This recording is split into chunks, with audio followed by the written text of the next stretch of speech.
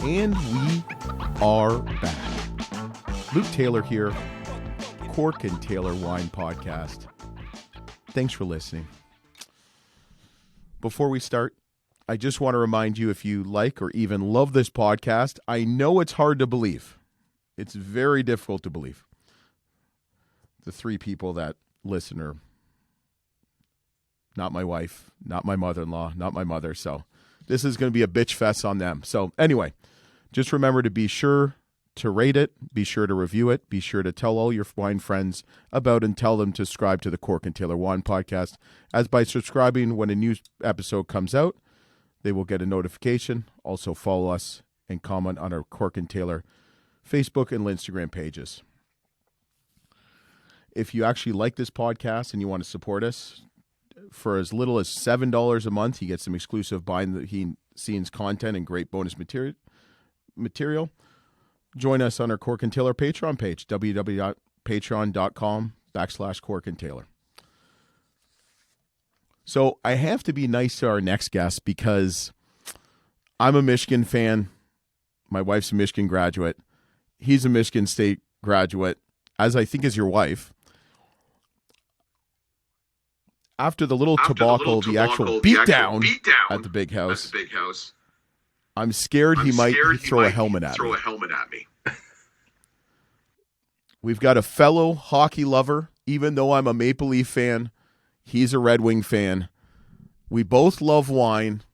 We both love Detroit. I got a gentleman by the name of Douglas Danielak.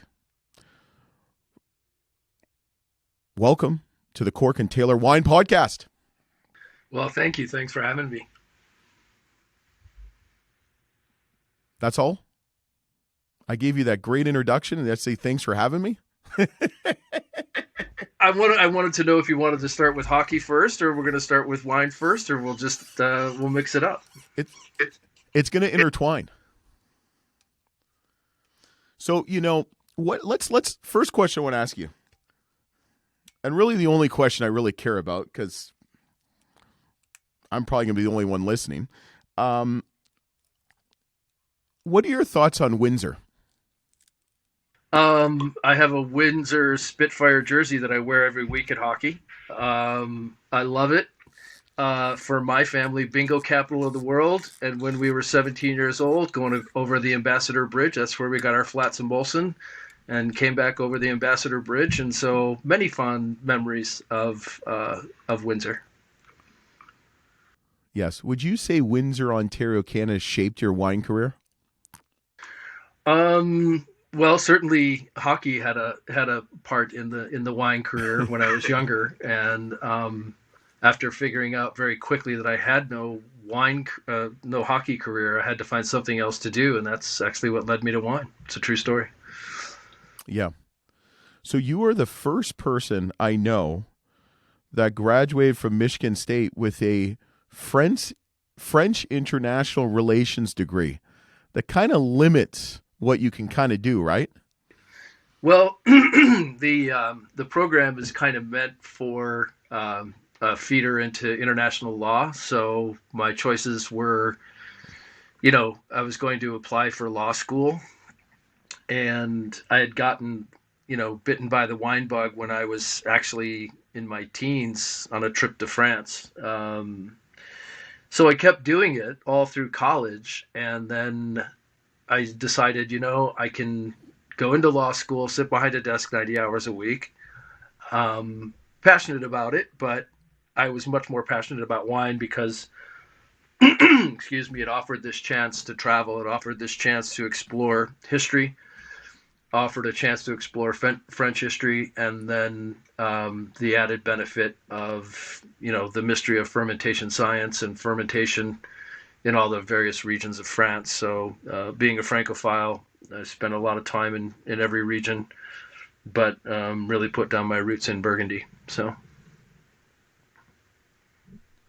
hence why the Pont Neuf winery, which you have with your wife, does Chardonnay and Pinot Noir.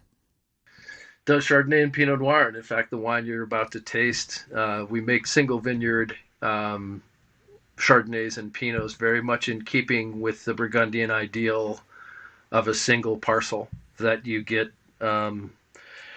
We use all French clonal material for our wines, and they're very small and distinct plots, as you would find in Burgundy, same size as like a Premier Grand Cru. But the key is that we decided if we were ever going to make wine, we would absolutely do it in the same way and spirit as the great vintners we'd studied with in Burgundy. So when I was going to school in Burgundy, I had the very good fortune to work with Dominique Lafont, got me into the Beaune winemaking school. And then within my class, there are a lot of household names that were my classmates, including Frédéric Meunier, Anne Gros, Françoise Nielon, just to name a few. And so we have this great relationship in Burgundy stretching back to the 80s. Yeah. So you returned to California. How long were you over in France for?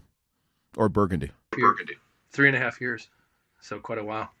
Okay. We bought a home there, and we were planning to stay. But unfortunately, due to visa and work restrictions and a few other hurdles, we weren't able to stay in France and work. So we'd had a connection here in the States who offered us plenty of opportunity, who was a barrel broker and one of the true geniuses of the wine business. And if you want to have a good interview, I would recommend you speak to him. His name is Mel Knox, and he's a barrel broker. He sells the world's best barrels and is probably one of the most insightful people in the wine business, and the funniest. Mr. Wood. Mr. Wood, do you know Mel? No. Does he know the Cork Taylor Wine Podcast, more importantly? More importantly, no, but I'll be happy to introduce you, and I will. I think you'd be delighted to talk with the person we all affectionately refer to as Uncle Mel, and he's Uncle Mel. He's a genius on a lot of matters, but particularly when it comes to wine, and obviously knows the world of wine barrels very, very well. So in the late 80s, you were part of a tasting group of Pinot and Chardonnay with some well-regarded people. One was a former guest of the Cork Taylor Wine Podcast, David Ramey. Right. So when we came back from Burgundy, this is hard to imagine, but in 1989, 1990, Chardonnay and Pinot Noir in California was just getting established, and we could, between both counties, only get really 12 vintners interested to do regular tastings. So our group was John Wetlaufer and Helen Turley, and John was running the All Seasons wine shop at the time. So every Monday night we would taste Grand Cru and Premier Cru Burgundy against the best of California. And so in the group was Helen Turley, David Ramey, Ted Lemon, Mark Aubert, myself, Kistler, you name it. These were the 12 people we could get together to taste Chardonnay and Pinot on a regular basis. So, and now, obviously that invitation would have grown, but so to at least 13. Yeah, at least 13. So I guess the big advantage I had was when I was working in Burgundy and going to school, my job was to take all the California vintners around and translate for them, because this is a time when everybody wanted to learn how to make Chardonnay. So my job was to translate for all these California vintners. And then when I came back to California, of course, it was only natural that I was in the group tasting and securing the wines and then bringing my Burgundy experience to the table. But it was a great group, very, very open. I would say, among winemakers, it's generally a group that was just passionate about driving quality above everything else. And as you know, with Chardonnay and Pinot Noir, there's really no room for error. There's no room for not holding true to a lot of those great pieces of wisdom. Why is that? Well, you've got two grapes that are very, very sensitive to weather extremes, number one, and they're very, very sensitive to poor weather, right? So in the case of Chardonnay, depending on the clone and how you grow it, it can rot quite easily. And so you have to be very vigilant there. And then, of course, with Pinot Noir, it is exceedingly sensitive to yield. It has this tipping point where, it's roughly around 2 tons to the acre, where if you go above it, you really, risk losing all the quality, all the kind of aromatic drive, and the wine becomes rather simple and straightforward rather than the complex, beautiful grape that Pinot can be. So certainly they're things you do out of passion. Not only that, the wine you're tasting, for example, the Pont Neuf, one of the things we do is with the Chardonnay is we squeeze it very, very gently in the press. So most wineries are looking for 160 gallons out of each ton of fruit.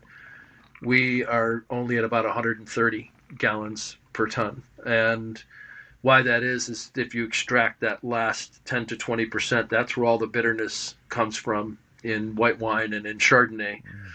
So we do quite a bit we do hyperoxidation and really good settling of the juice.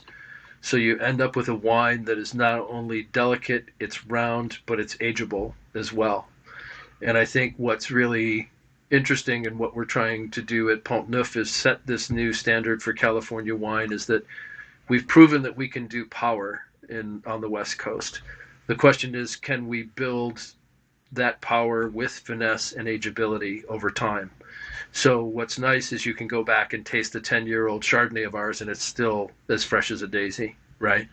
And that's because we're doing the hyperoxidation of the wine, using the world's very best barrels from Burgundy, low yields, and really gentle pressing, and all those things combined to make a wine which has great intensity, great aromas, but also the ability to age. And why I believe that's important is that when you live in Burgundy, I think a lot of people are unaware that in Burgundy you don't open a Chardonnay before 10 years of age, a great Chardonnay.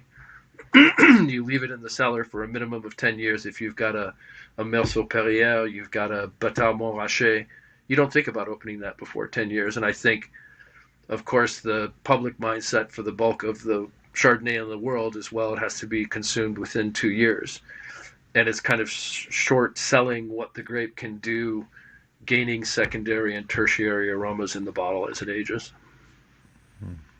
We call that in America cougar crack. Yeah, exactly. Exactly. So did you taste the pulp? Do you? Oh, delicious. Very nice. Yeah, very, very nice. And what I feel like, and you would know this better than me because you obviously make wine, I just drink it and sell it. But Chardonnay, traditional style Chardonnay, if you look at, let's say, Rombauer Chardonnay, and I'm not throwing it under the bus,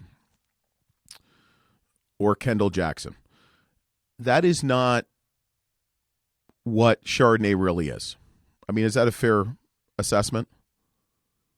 Yeah, I think it's a comment on that you can make Chardonnay in many different styles. There's many different price points from all around the world, but to achieve greatness, it's a variety that takes a great deal of care. And so, to arrive above a certain bar, you have to start practicing all those things that we just spoke about, which is low yields in the vineyard, really gentle pressing, using great oak, treating the wine super carefully in the cellar, and then bringing it to bottle to age. So, and I think to your point, once you do get into some of the lower or less expensive versions of Chardonnay, in fact, Dave Ramey and I were talking about this. You might be better off drinking another white varietal at the lower price point rather than drinking Chardonnay at the lower price point, because there's generally better value in things like a Sauvignon Blanc or other varietals at the lower price point, and save your special wine for your wine dollars for Chardonnay on the high end. Yeah. So you're telling me this Chardonnay has some time in the bottle? Excuse me, sorry, I just got a little cold. Yeah, it has quite a while in the bottle, and I'm looking forward to seeing these at 20 years. And again, I think everyone's impression of Chardonnay is it has to be consumed early, but if you take great vintners around the world, they treat the grape with such care that the wines will age enormously and become absolutely mind-expanding wines. Drinking Burgundies from the 40s, white Burgundies from the 40s, 50s, 60s, they're just fascinating wines, and they're great wines and some of the most memorable wines you'll ever have. So, it's just kind of a part of the wine world that's been forgotten, but it is great to drink that wine you're having now, the 2019. If you have that in 2030, you're just going to, I think, have a great experience with it as well. So can I put the cork back in it and let it lay down for 20 years?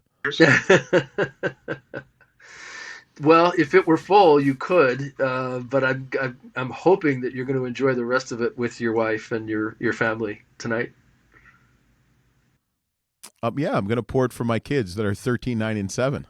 Oh, no. What's oh no? There's nothing wrong with that. There's a 9-year-old drinking wine right now somewhere in the world. That's true. But yeah, I think you'll see it change too. I think what's nice about Chardonnay that has some interest to it is that each glass is going to be a different experience, right? You're going to have that first glass, and as air hits it, you're going to see an hour later that it has a different set of aromas and flavors. And it's not uncommon in Burgundy as well, when you've got a Costerie or a Lafon or a Great Meursault, a young one like that, is people do decant them quite a bit. A lot of somms will decant like a 2019 white just because they know there's that much more to come. Yeah. All right, let's go to the Pont Neuf, Lavage, Russian River Valley Pinot Noir. Yes, and which vintage do you? Made in the USA. Well, that's a great story, because we had the world's best label designer Chuck House do our label, and he has a book you might have seen called Icon, The Art of the Wine Label. So he's done every famous label that you might have heard of. He's done everything from Spotswood to Bonnie Doon to Ornellaia to ours to, it's a who's who of wine labels. And he did it rather knowing our story. And you see all the wines from France, they say Produit de France. He says, I'm going to, put made in the USA, not because we insisted on it. He said it just gives the label balance. It perfectly balances out the eye when you look at the label. We said, great. And, we're obviously proud that it's made in the US. So, and La Vouge is to me, it's a very much a Pinot lover's Pinot Noir, right? Because it captures every sort of aspect of Pinot. It's got the kind of undescribable berry fruits with a sort of forest mushroom floor, but also made in not a sweet style. It's made in a savory way, so that you can imagine this wine at table, whether you're having, roast chicken, duck legs with turnips, of course, Boeuf Bourguignon is great. We usually make a Boeuf Bourguignon using some of that wine, and then having the same wine with dinner. And that's always a real treat. Yeah. You know who loves talking about food and wine pairings is David Ramey. Oh yeah, no, I mean, David and I, we get together at least once a year, if not more often, and we go out to lunch and we talk quite a bit. And David was an early mentor for me in Burgundy because he was that perfect balance of me understanding the tradition of the old world in Burgundy, where I was making wine, and the sort of California scientific approach, which was very persistent on doing every kind of trial and exploring, the science of wine. So I very much appreciated David for his openness and his ability to share his experience without being understanding that you are here for a short time and you're just a shepherd for all these great vineyards, and that if you can pass along knowledge to a younger generation, that is kind of your job as a winemaker, right? Mm-hmm. Is to keep that idea going. Would you say David Ramey is a better person or a better winemaker? Oh well, that I'd say he's both, because he's uh, we've always challenged each other in kind of intellectual ways, not in any combative way, where he would bring a wine to me and say, how close is this getting to a Burgundian aroma profile? And I would say yes or no and give him reasons why. And so we'd have those kinds of exchanges, especially early on, where we were trying to, understand how to get to the sort of refinement and the greatness of Burgundy, which, when people are always asking about it, is, it's this combination of power and elegance that you cannot replace. It's only found in great vineyards, throughout the world, whether that's Toquelin or Bertard Montrachet or, certain Barolo vineyards. But I think now with what you're tasting, hopefully from the Pont Neuf wines, is that we're getting to this point with Chardonnay and Pinot Noir where the wines are, there's no reason to be ashamed about elegance and beauty, and wines that have just a ton of flavor and ageability at the same time. When I returned to California, it was all about power, and I think it spoke to what's great about America is that we learn something, we take it in, and we say, okay, what happens if I turn the dial up to 10 and put the accelerator all the way to the floor, right? And I think what we learned there with Chardonnay is we ended up with some pretty odd experiments with Chardonnay and styles, and now people have started to understand that these grapes kind of deserve, they don't always work in that kind of powerful setting, or framework. How often do you rely on other winemakers to bounce ideas off, to get feedback from? Well, I think, like the group that we had in Calistoga, I think we all did that, very, very warmly and genuinely. I have the good fortune of being married to my wife, also from Detroit, also a hockey widow. But she was wine buyer at Oakville Grocery for almost 20 years. So she got to see the whole evolution of the wine industry in Napa Valley and Sonoma Valley. And so she has a great palate. And so for example, the Pont Neuf is actually her wine, in that I bring her to the cellar and I give her the thief and I say, pick out your barrels of Chardonnay that speak to you for Pont Neuf from this single parcel that is the Pont Neuf. And she picks out her wine, and I know she'll choose the most poised and elegant expression of Chardonnay. So I have the very good fortune every night when I come home is to have this great palate to share all the wines that I make with her, and she's just an integral part of it. So I'm very, very lucky. So when she leaves the house or the room, tell us how you really feel about her. She actually can't hear this right now, but I think the one thing that where winemakers often can get a little bit lost is you can certainly develop a house palate, and after you have made a vintage and you've tasted this wine, I don't know, between 50 and 100 times, maybe more, you can easily lose perspective, right, on kind of where that balance is, or where that charming point is, or where that sweet spot is. So having Mary as the sounding board, I will often bring her the last 3 versions of a wine, and she will point to it, and that's the one I bottle, because I know that she has the same sensibility of having lived and worked in Burgundy, and that with great Chardonnay and Pinot Noir, you'll hear a lot of people talk about,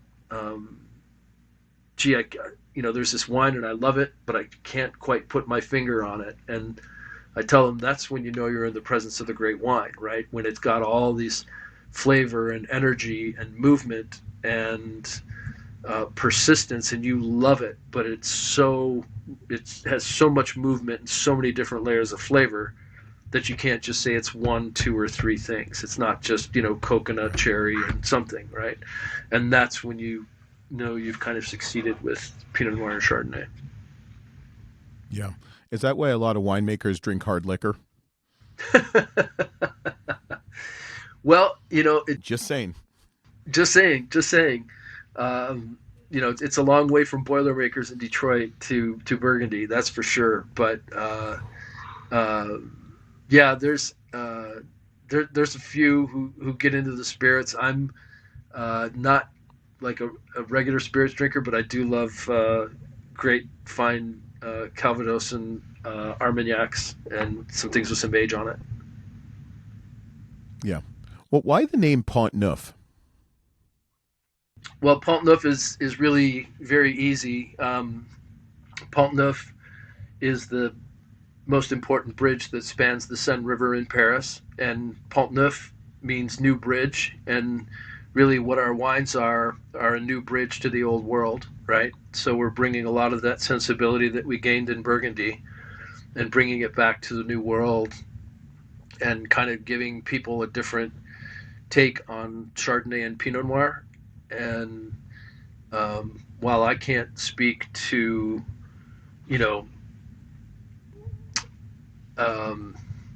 every other wine out there, a lot of people just comment that the wines that we make are very, very close in terms of the pleasure factor of what they get out of Burgundy. Mm-hmm. Nice. I like it. I get it. I see the bridge on the label now. Yep, exactly. And that's Chuck House's brilliance. And he's another person that you might want to talk to. I think among people who are not actually winemakers, the 2 people you'd want to interview are Chuck House, and who's the label designer, and Mel Knox, who's the barrel broker. Both genius in their own respect. Well, now you know the truth is why I'm interviewing you. I don't really care about you. I want to be about all your contacts. Exactly, as it should be. Now, I will tell you, because we're going to talk about the next set of wines. You have a hockey name. Right. So here's how the name came about. So we were going to start making our Pont Neuf wines, and we needed to file a name for our corporation in California. And we were watching the hockey game, the Red Wings game, no less. And Mary says, well, don't worry about it. Let's just call it Juicy Rebound LLC. So we called it Juicy Rebound LLC. And then the next day, the guys at hockey were like, well, what'd you call your label? I said, well, for right now, it's Juicy Rebound. They're like, well, I'll take a case of that. So we started quite organically with this whole idea of Juicy Rebound, and the Juicy Rebound became all these wines that I come across in my consulting life that are too good to not offer to the public, right? They're just small parcels of wine. And I'll just give you one example. So if I do consulting work for Winery X that makes a wine that's $400 and they have 3 barrels of wine left over because they only wanted a certain percentage of cab in the blend, those 3 barrels are obviously first run, great wine, $400 wine. They just don't want it is that percentage of the blend. So I take those and then I can bring those to the market under the Juicy Rebound label at a much more favorable price, so people can taste some of the. So your name is Cameron Hughes. No, I don't. I think it's totally different model from totally different model from that. I don't know. These are definitely smaller parcels or grapes that we get from growers that are in great appellations. For example, you probably have Oakville in front of you, and you have a Napa Valley. Yep. And those are from the Napa Valleys, a mix of Rutherford and Napa. Rutherford and Oakville, and then the Oakville is just pure Oakville right off the Oakville bend. Look at that color. And it's, again, amazing wines that are, it gives people a chance to experience wines that are among the best of Napa at a very, very under $100 a bottle, which is hard to find these days. Yeah, especially with the label Napa on it. Exactly. And so, the cost of production in everywhere, just along with inflation, has pushed everybody's cost of production up considerably. And in Napa, that's no exception, where it's kind of, you'll find some under $100 Napa cabs, but in terms of getting into the sub-appellations and things like that, most everything's over 100 now. So. Yeah. So it sounds like you're working less, making more money. Oh yeah, we're just raking it in over here. One of the things that with I think with all vintners that people fail to understand is people who are kind of into what they do. That group is that we don't start our year with our business plan nailed to the wall. We start off with our wine plan, and then if money comes out of that, that's just a blessing. We do everything that's right for the wine. Sometimes we'll drop fruit in the vineyard 3 times, but you have to make those financial sacrifices to arrive at a wine that just is supposed to knock your socks off. And I think certainly more lucrative would have been the league going into the legal world, but nothing would have been more rewarding than following the path of making wine and kind of following that passion. Do you think a lot of people have your philosophy, especially in Napa, about drop-in fruit and stuff like that? Because, it's so competitive, and it's just tougher and tougher to sell wine. Yeah, it is. It's tougher and tougher. The dynamics have changed and shifted quite a bit, where now there's been so much paid for the property by investors who really don't have to think about, these things. Just say it. Say Schaefer. Well, whether it's Schaefer Heights, whatever, these iconic family brands that were built and built the Napa name, when someone offers you that kind of money, I'm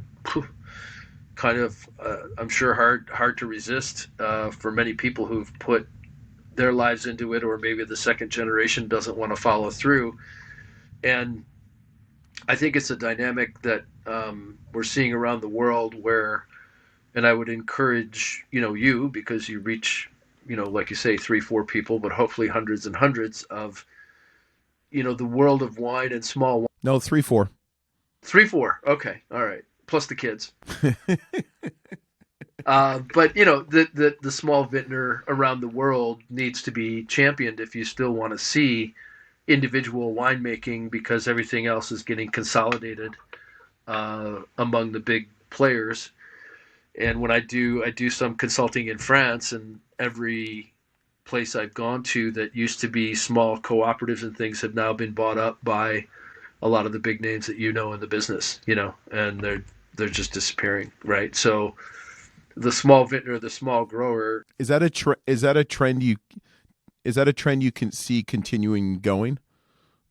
Yeah, absolutely. I mean, whether it's here or in France, I mean, we spend a lot of time in the Beaujolais or with Beaujolais growers, and they couldn't, for the longest time, put together a living, just making Beaujolais and selling Beaujolais. So they often had to have second and third jobs, and many of them sold the family domain just to go pursue other things that made real money. But, the challenge of the wine business is that, 1 year you'll have a normal income, and then you'll have a 2022 where there's a fire, and you get, great, we made 20 grand this year, and that's your year. And that's what you have to accept, as part of being a vintner. And I think the difficulty is, the perception is if wine is expensive, then you're kind of making all this money. And, I'll just recount a quick story. I went into a retail account, and the guy was very generous about the wines, and he ordered 3 cases. And I said, "Wow, that's great. Thank you very much. I can now get 2 new front tires on my car." And he says, "Well, wait, you're a rich winery guy, right?" And I was like, "No, I'm getting 2 new front tires on my car." It's not as lucrative as you might think, but what you didn't tell him is you've got a Maserati. Yeah, right. No, I tell you what, I got an 8-year-old beater Volvo is what I got, and because it carries around sneaky hockey equipment. Yeah, hockey equipment is stinky. Oh, it's the worst. It's the worst. Yeah, but you remember I remember growing up, and my mom, she is your traditional British woman. Everything's clean and smells good. That hockey equipment would stay in the trunk of the car all winter, and it smelled like ass. Well, I can smell it right now. Are you still playing? No, I'm in Akron, Ohio, and my if I lived in Canada, I would. It's just tough. When's the last time you had the skates on? So my father-in-law puts together a rink, so I bought some skates, and I was like, so I go to the hockey shop about 35 minutes from our house, and like hockey skates, the cheap kind are like $300. A stick's like $200. Oh yeah, absolutely. It's outrageous, and I've been living off. I've made wine for some NHL players, and so I've been living off all of their training camp castaways, sticks, pants, you name it, and that's the only way I can keep my jock straps. Jock straps, yeah. So I got a new stick on the way. Never, hey. Never use another man's jockstrap. No, that's the one part I wouldn't exchange. But I had the good fortune to make some wine for some NHL players and be around them, and just had really great experiences all the way around with them. So, I grew up in Oakville, Ontario, Canada. So I'm drinking the 2017 Juicy Rebound Cabernet Appellation Oakville. I've got a thing for Oakville, and I know it's not where I'm from. I grew up skating at 18 months old, loved hockey, played hockey. I have never heard, in my recollection of 46 years on this great earth, never heard the reference Juicy Rebound. Really? Don Cherry, Ron McLean. There you go. Hockey night in Canada. Ron McLean was a neighbor. Really? He seems like a super nice guy, and he actually he goes around to different Canadian cities, and some of my friends in Canada, we saw a lot of wine up there. Sold him some wine, and he came back for some of our wine, and we exchanged, I think, an email maybe 8-10 years ago. But he seems like the nicest guy, most genuine. Yeah, he's got 3 little dogs. 3 little dogs. Wow. So Yeah. What's that tell you about him?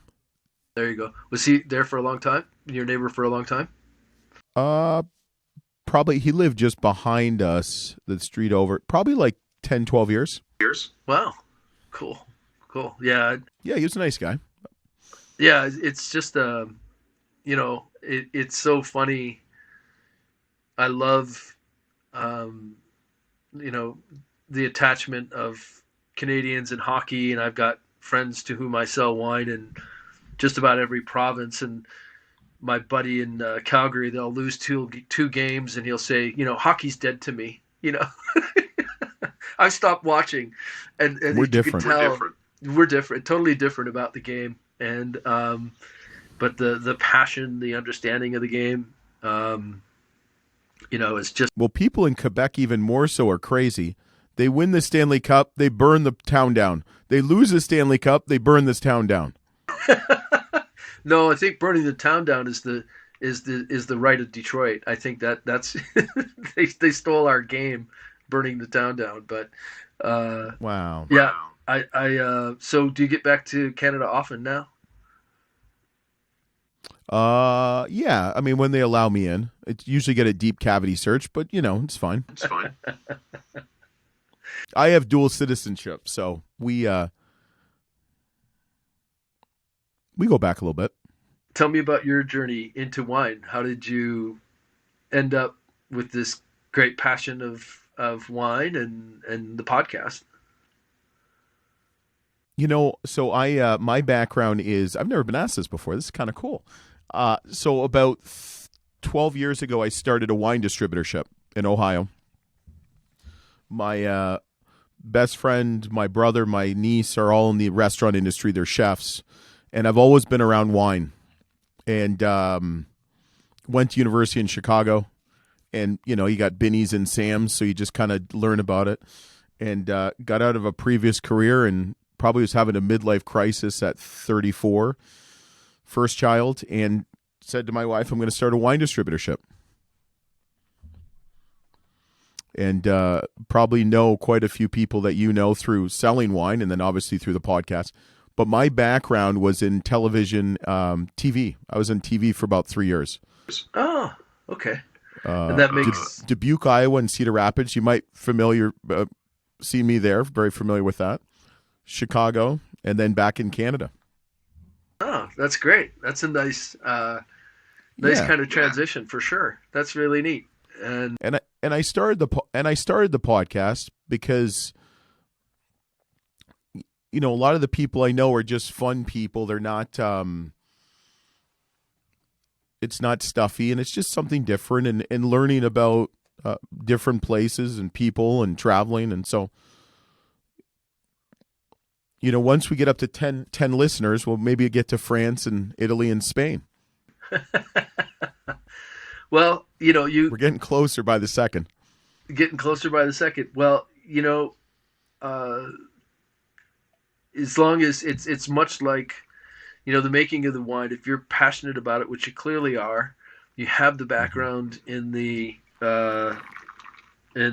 audio visual presentation world, communications world, as long as you stick with it, you'll be successful. And I'm sure, you seem like a very happy guy, and, as you should be, as long as you're following. A lot of alcohol. Yeah, well, that helps. It's already past noon there, so you're in the zone. You're fine. I know. I got to coach kids basketball tonight. Oh, there you go. That should be what age? The 9-year-olds or? I've got the 13-year-old, and then I got to coach the 9-year-old. 27 third grade boys in a gym. Oof. Well, not really smelly yet, but what's the score, like 22 to 18, or is it higher than that? First year playing, I don't know. We'll see. It's kind of like, let's catch the ball and chuck it.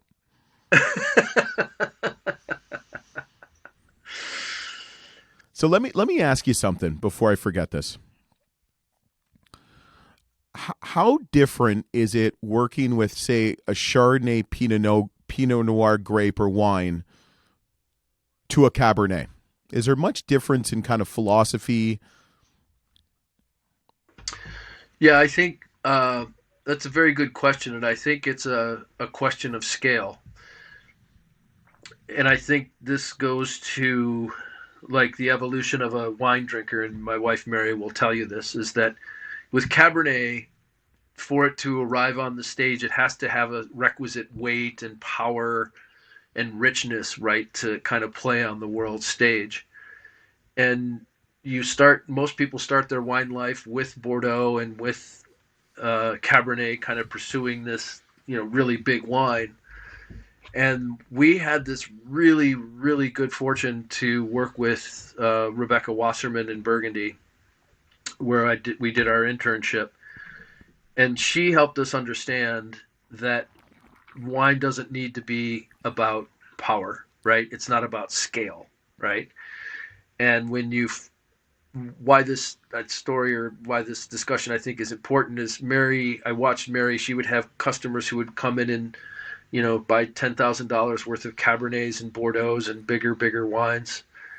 And now those same people are customers of our Chardonnay and Pinot Noir, and they've kind of sold off all their Cabernet after they've kind of come full circle. So I think, in the wine life, you start off pursuing these big wines, and then you have your first Burgundies, and you go like, wow, how can so much flavor be concentrated in these two grapes? And then understanding that it's not about scale, it's about wines that just capture your complete attention. And like when you've had great Pinot, you just want to keep smelling it. You don't want the wine to go away, right? And it's not a huge wine, it's not a big wine, it's a complete wine.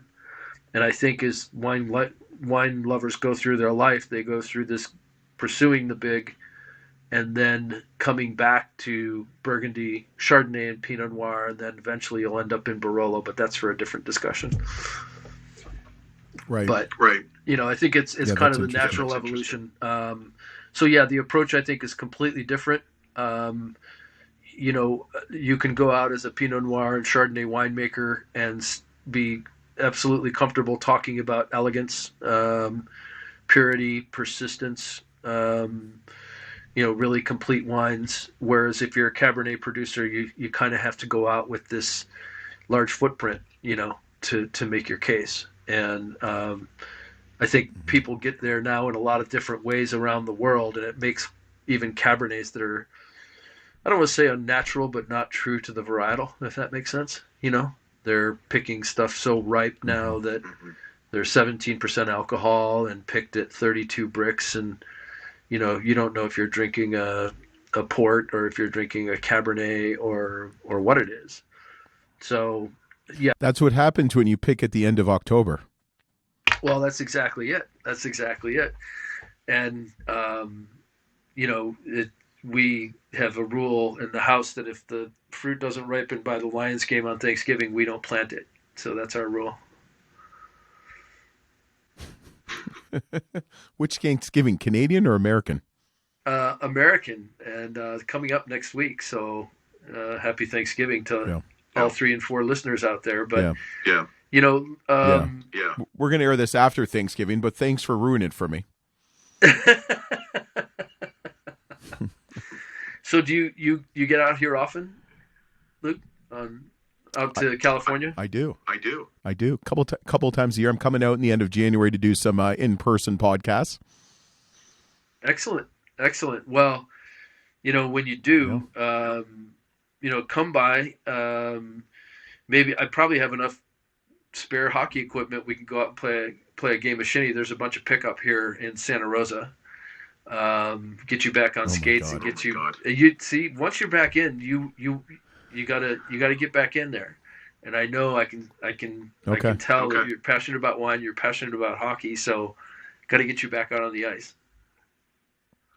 And maybe I'll get a juicy rebound. You will get a juicy rebound.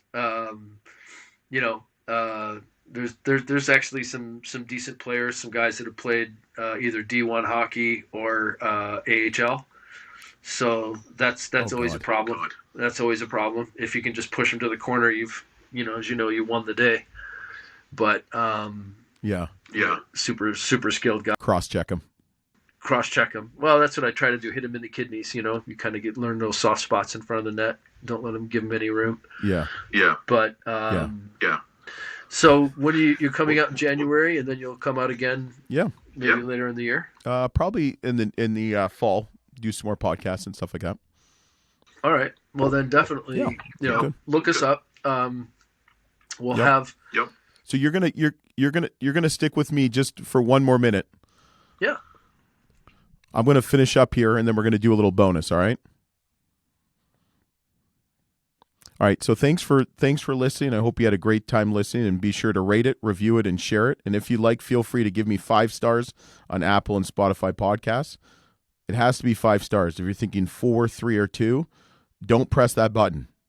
Don't press it. Also, I'd like to invite you to join and follow the Cork and Taylor Facebook and Instagram pages. Please consider supporting us on the Cork and Taylor Patreon page. And think global domination. I'm Canadian. Think global domination. Thanks again for listening, and we'll see you next time on the Cork and Taylor Wine Podcast.